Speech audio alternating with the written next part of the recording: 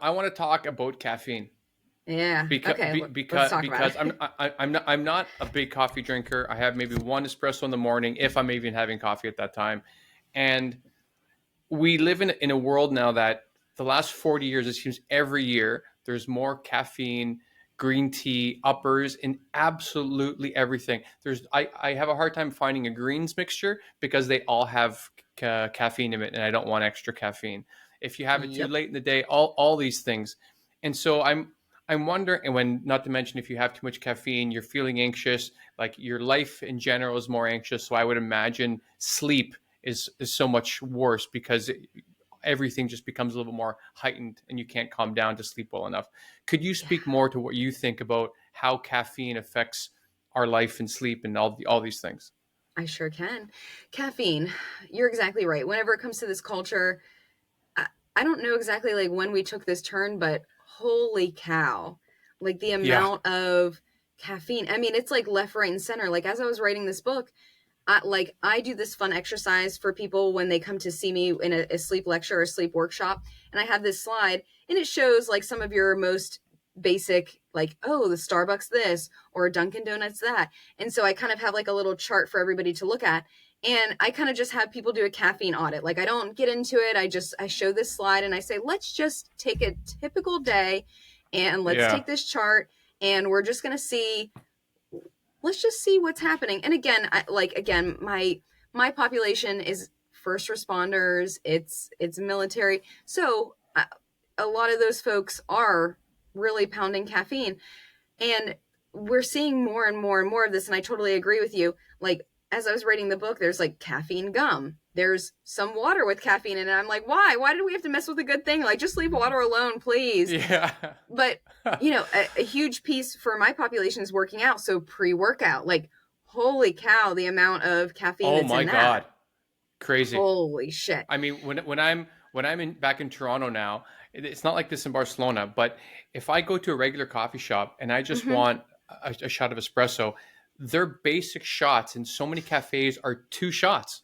And so Mm-hmm. I know this, and I'll ask them. I'll be like, "Oh, okay. Can you just give me a single shot?" And they won't do it.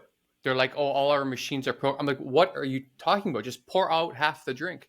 But like, it's such a friction that most people probably won't even go through that sort of amount of confrontation in the coffee shop that I would. And so now Yeah. everybody's getting double shots in the middle of the day, which for me, I mean, I'd be towing cars home. I would just be way too alert. And when I like to do this fun exercise with people, and then I ask people, okay, so based on this, like, let's do some basic addition and let's figure out how many milligrams of caffeine you're taking in throughout the day. Hmm. And what the research tells us is if you're having, and I'm just gonna be very basic here, like 2.5 cups of coffee, that has the potential, and that's around like 250 milligrams. Like that's very easy to do in a regular day.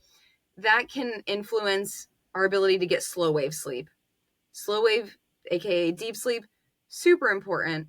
All the stages are very important. But if we have that level of caffeine on a regular daily basis, we're impacting our ability to get into slow wave sleep. And that's very important. But something like an example I like to give because people don't fully get it, and I like trying to explain things in like a very simple way. So for those of you who can see us, I have a here's like a little mug here.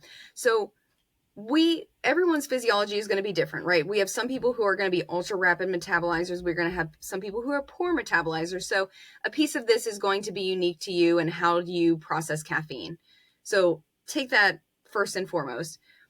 Generally, the half-life of caffeine is like 6-ish hours. So what does that actually mean? Okay, so let's take for example that this is a mug full of coffee. It is completely full, and so we're drinking it, we'll say at 6 a.m. After 6 hours, half of it is still rocking and rolling in the system. So at 12, we still have half of the amount of caffeine in the body working. So that's half life.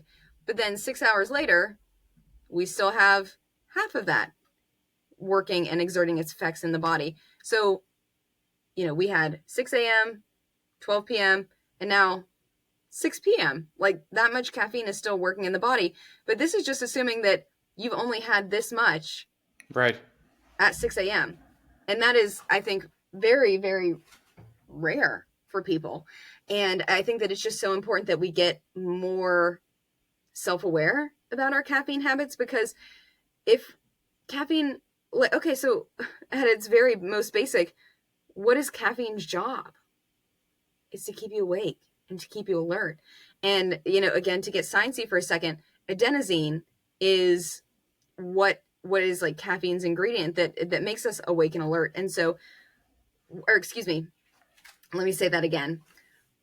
Let me explain sleep drive and sleep pressure. Let me explain that, and then I'll explain how caffeine wraps up into this. So when we wake up after a full night's rest, our sleep pressure should be very low. All day long, it's building up very, very slowly, and that is adenosine. It's building up, building up, building up, building up, so that by the time it's time for our bedtime, we have a lot of sleep pressure or a lot of adenosine build up, so that when it's time to go to bed, we feel sleepy and that we can fall asleep and that we can stay asleep throughout the night. Caffeine and adenosine are very similar structure and shape. So as we are starting with very low sleep pressure, hopefully at the beginning of our day, and we're building and building and building, and then we have caffeine. Well, caffeine knocks adenosine out of the way so that we feel less sleepy. Okay, Right. well, it's doing its job, but it doesn't, that sleep pressure is still continuing to build. You just feel less sleepy. So there's just this strange thing happening with caffeine and adenosine going on.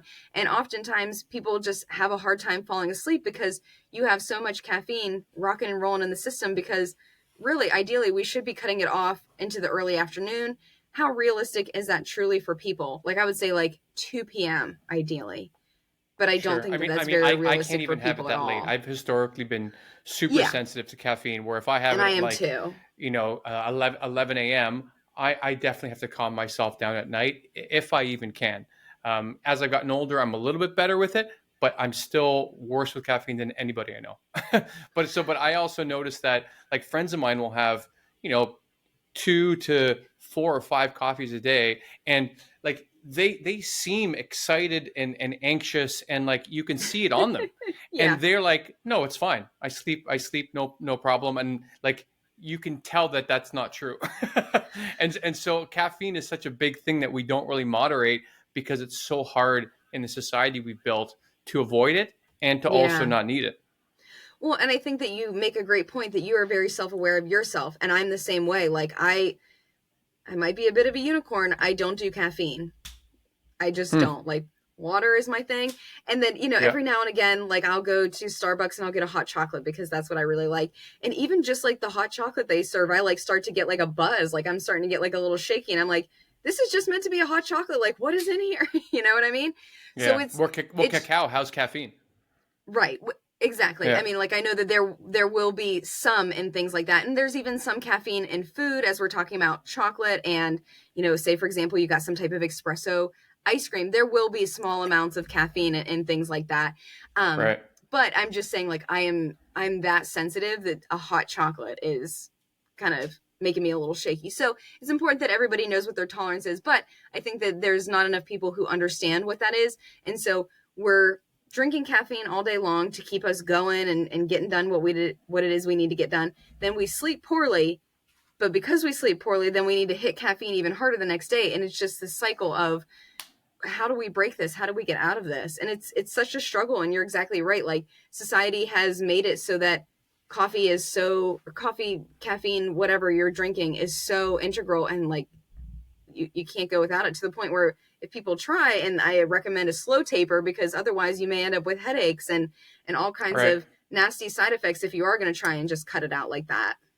Well, I even will go so far to say, as I know friends that have been drinking coffee for so long, at least 2 to 3 coffees a day. I Mm-hmm. think flat white has 2 shots at once, etc. That if you, going back to your point about how the brain creates habits and then kind of continues down those habits, if you feel this heightened level of reality all the time, if you're just tired for a little bit because you've had a meal or you're just having a down part of your day, you're going to think that that's abnormal. And you're going to want to treat that regular ebb and flow with more and more coffee.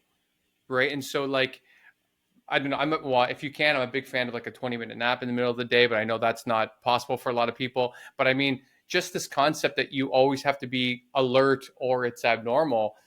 I think we need to change how we do that in society, because I think if it can't be good for all of us to be like heightened and more anxious, tripping on this mood destabilizer all the time without any thought of how it's affecting the rest of our lives. Not to mention how it's sleep itself.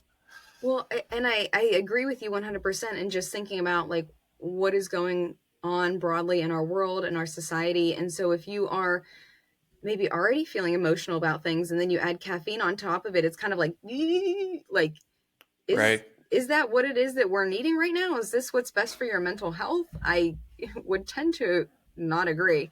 But some easy simple things that people can do instead when they feel like they need some caffeine or they're kind of hitting a dip. Get up, go outside, go on a walk, do like 10 squats, like do some small little things to go wake you up, call a friend. Like there are small things that you can do to wake yourself up. That doesn't mean, okay, well, I guess I need another espresso now. No, Right. go get some fresh air. Go splash Right. some cold water on your face. Like there are try other things out. But yes, I would highly recommend for those listening, whatever your caffeine intake is, unless it's very insignificant, do a slow taper, because I I don't think it's doing you any favors. And again, I think that it's important that if someone has been in this state for such a long time of having this much caffeine intake, Mm. it will take a while to get to a place where you're having less. And it will also take a while to get to a point where that then impacts your sleep and you're starting to see improvements. So again, if you decide I'm not drinking any caffeine today and then I slept like shit and Dr. Kaylor, she didn't give any good tips at all.